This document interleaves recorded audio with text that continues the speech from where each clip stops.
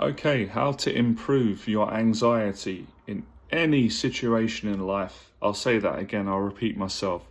How to improve your anxiety or your anxiety triggers in any area in your life. I'm going to explain to you how to do this in this video. 100% this technique that I'm going to share with you today is going to work, but I'll say this, right? If people are thinking it sounds too good to be true, it's not going to be easy to apply this technique. You're going to have to go through a lot of discomfort, a lot of pain, a lot of scary emotions and feelings. But if you don't quit and you're patient and you keep going, which I'm going to explain how you can do that in this video, you're going to be so proud of yourself. You're going to be so happy and thankful that you went through the challenges that I'm going to encourage you and motivate you to go through. This is something that changed my life, and it's still changing my life. And it enabled me, thankfully, to change the lives of so many people from all around the world, all different walks of life. So I'm going to first start off by talking about the problem that we all have, myself included, when it comes to the way that we relate to anxiety and feeling anxious, and how we relate our identity and our self-worth. So let's say, for example, the first time that you do a YouTube video, like what I'm doing, the first time that you do it, you're going to be nervous, you're going to be anxious, you're going to be worried about other people analyzing you or judging you. You're going to be worried about making mistakes, stuttering, going blank, looking awkward, looking nervous. This is all natural to begin with. Now, this is what you've got to do. So let's say the first time that you make a video, it's very normal, even though we don't like this, and I don't like it, I don't like the feeling. You're not going to feel comfortable unless you're just completely gifted and talented, which a lot of people are. But when you're new to something, even talented people, they're not going to be anxiety free. I've never met anyone in my life like that. And if you know anybody, let me know in the box below, right?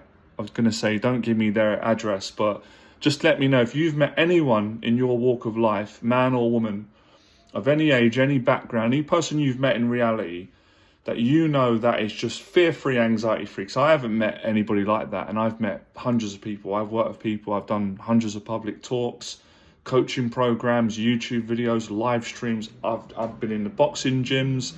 I've been in business meetings. I've got friends that are successful. I've been in many different social circles, and I've had teachers, I've had mentors. I've never met somebody that is just fear-free, especially when they do new things for the first time. So what you have to realize is, and what we've all got to realize, is that it's okay to not feel comfortable when it's your first time at something, because you're human. It's a human response. We're human. We have this natural instinct that we want to protect ourselves. We don't want to embarrass ourselves. We don't want to mess up. We don't want to get awkward. That's how I was at the start of my journey, and it held me back. But the good news is, if you keep putting yourself in that situation, which gives you that fight or flight response, however that shows up, it's different for some people, right? Stuttering, going blank, feeling freezing up, feeling ashamed, having negative thoughts, negative self-talk going off in the back of your head whilst you're trying to communicate. If you keep putting yourself through that situation, it's only going to get better for you. It's not going to get worse. But what a lot of people do that have got anxiety, the mistake they make, once they try something new and they get anxious and they don't perform to the best of their ability, or it doesn't go the way that they hoped it would go in their mind. We've all got ideas about how we want things to play out. And when the reality doesn't meet up with the expectations that you have in your own mind about yourself, that's when you've got to be strong and say, look, okay, I got anxious. I'm not happy. I didn't perform to the way I wanted to perform. But if you go again, it's going to be challenging the second time, and it's going to be challenging the third and the fourth. But once you do it 10, 20, 30 times, you go to another level. And that's actually how I got competent and confident at public speaking. The first talk I ever gave, I was terrified, and I actually couldn't do the talk fully. I couldn't get my words out. I actually got to a point where I was so paralyzed I couldn't hide it. Everybody saw it. I had to call it out because I was so embarrassed, and I just wanted the ground to swallow me up. And I remember when that event ended, my brother was there, I had friends. I felt like I let everybody down. I had 2 conversations in my head, and the first conversation went exactly like this: you are a failure, you're not good enough, you've embarrassed yourself, it's over for you, you must quit. Never ever do public speaking again, because you've just completely let yourself down and embarrassed yourself. And I remember how terrible I felt after that first talk, because I was so passionate about helping my audience with what I was helping them with, which is helping guys at the time to get over their anxiety with speaking to women in public, which I was really good at. But I'd never actually taught in that format in a public setting. I'd started to teach one-on-one, and I was confident of that. So I was new, it's my first time. It was okay. The second conversation, thank God, went something like this. It was more of a feeling, more of my heart speaking, right, without sounding cheesy. It said, you cannot quit. You can't quit. Because if you quit, you're going to live the rest of your life in shame, pain, anxiety, and it's going to kill me spiritually, regret. And I can't help anybody. And I've been through too much in my life, good, bad, and indifferent, to quit now. And I started to hear this courage come in saying, are you going to quit at the first sign of danger and a challenge? Is that what you're about? Is that how my father brought me up, my mum, my faith? And I remember saying, excuse my language, I'm trying not to swear. I told the other voice, I told it F you. Like, this voice is telling me that I'm a loser, I'm an embarrassment, like all the things that have happened to me. And I just said, no way. So I went with the second conversation. The second conversation was as clear as I'm speaking now. Do you know what it said to me? It said, you have to arrange another public talk ASAP, because if you don't, you're going to go back into your comfort zone. You're going to let those insecurities and those fears that have manifested from the failure of this talk that you've given today, and it's going to discourage you, it's going to beat you down to the ground, and you're going to go back to the start, which is depression, anxiety, and even suicidal thoughts. I could not let that happen. So I had to really be strong mentally, and I had to go and face that fear again a week later, knowing that I could mess up again and get embarrassed. But guess what? I was nervous in the second talk, but I was a little bit better than I was on the first talk. And that little bit of progress, just that little bit of feeling, I can do this, that gave me so much more confidence and motivation and encouragement. And it enabled me to not feel ashamed anymore about myself, to not judge my whole identity, my whole existence, my whole value, everything about me as a person, based on me failing one public talk. And now I look back, it doesn't mean anything. And I had to stop caring about what people, and most of the people at the event actually were so encouraging. I think they actually liked it. They could relate to me more. And even if they did think negative things about me, it didn't matter in the end. That experience was a growing experience. But if I quit then, I wouldn't be where I am now. And it's not just about me. I couldn't have gone on to help so many people. So my first public talk, I messed up. I got embarrassed. Second talk, messed up again, but not as bad. Third talk, messed up again. Fourth talk, started to get a bit better. Was still very nervous. I can't remember exactly. By the time I got to about the 10th talk, I was fantastic. You wouldn't recognize me. I was out of this world. The confidence that I had, the self-control, the relaxation, the presence, the focus, the passion. I could completely be myself.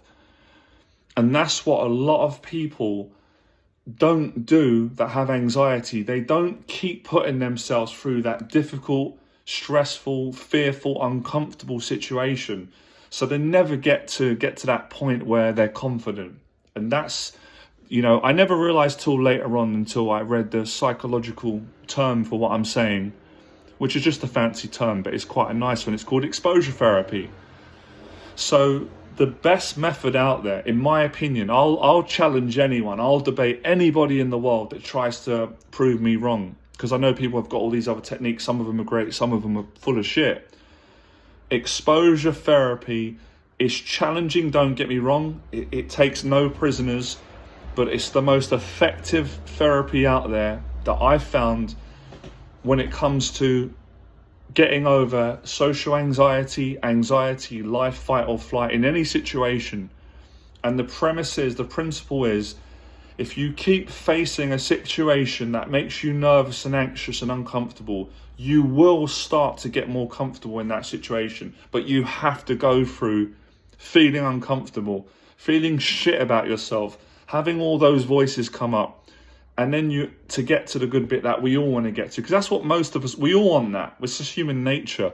We don't want to go through discomfort. We just want to be successful. We want people to like us.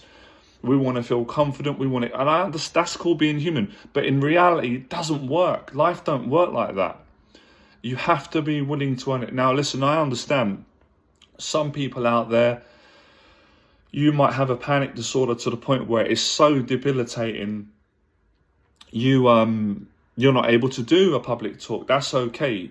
Just as long as you take one step at a time, right? So that's just an example I give you.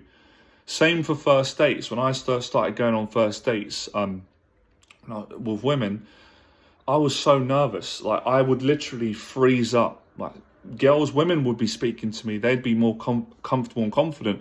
The panic, my face, the tightness, I would just freeze up.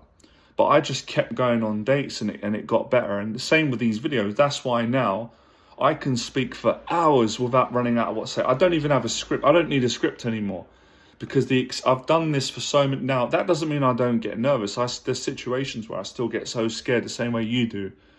But the difference is, and I'm not better than any of you or below you, the difference is I apply this philosophy. I live by this in any area that I want to achieve. I'll keep putting myself in it. Anyone can do this. Any guy can do it. Any woman can do it.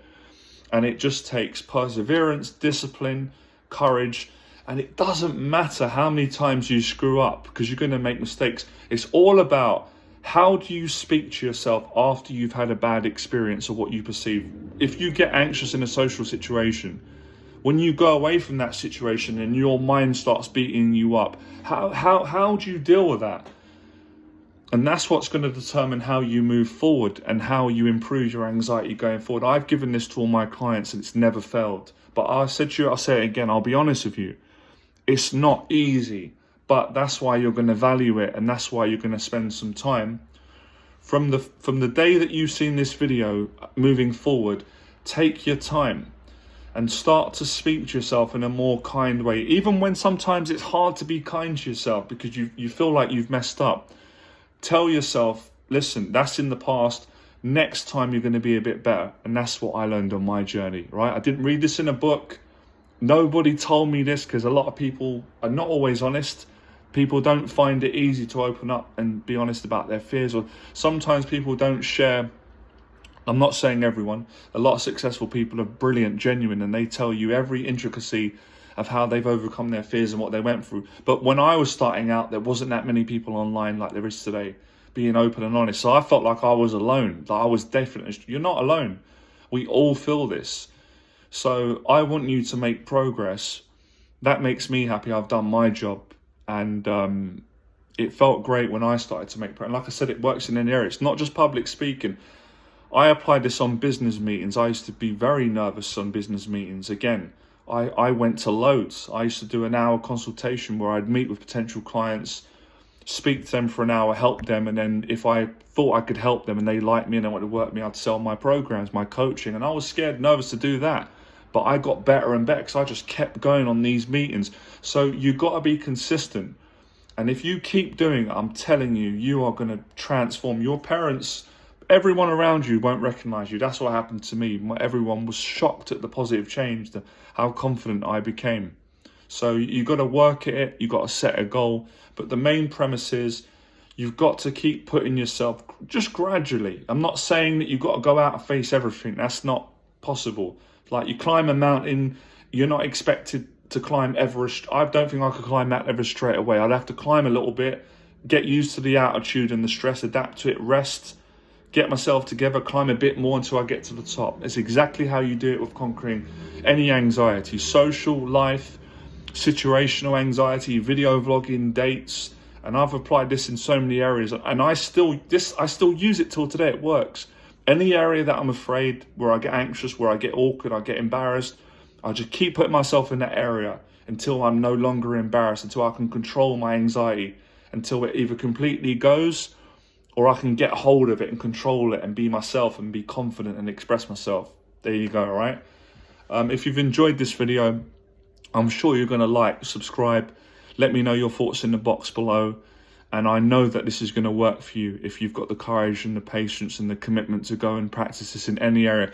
Let me know in the box below the area where you're most anxious, where you're going to practice this and how you get on, all right? Speak to you soon, fearless.